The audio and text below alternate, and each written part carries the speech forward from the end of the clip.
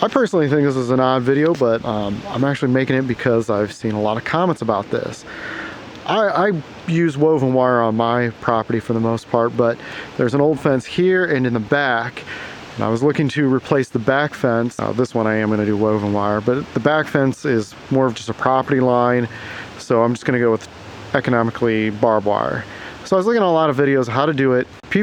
Some of the comments were like, well, I'm actually looking how to remove it because as you can see here, I've got forest, not nice open fields. So it's difficult to run fences through there, but it's also difficult to kind of remove these because you can't just cut and roll it up real nice. Even in a straight area like this, you do about 10 foot of it, you start tangling on everything. The roll's not rolling up right. So we've just found, my wife and I, a few years ago, just were like, let's cut it up.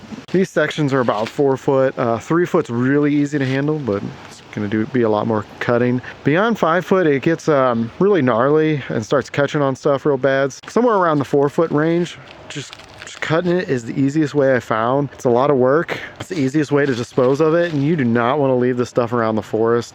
Brush hogs get stuck up in it, ATVs, trucks get stuck in it. Barbed wire is some nasty stuff. So dispose of it properly. It's real simple.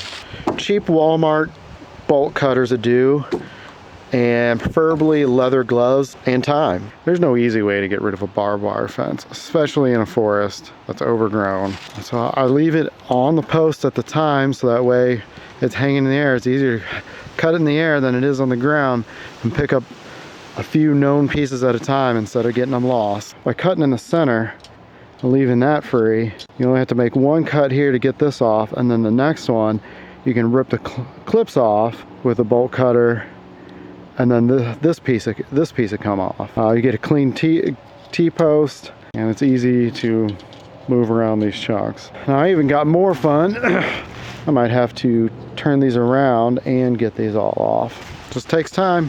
After that first load, I realized that big bundle I had was a mess. Hard to carry around, so hard to transfer.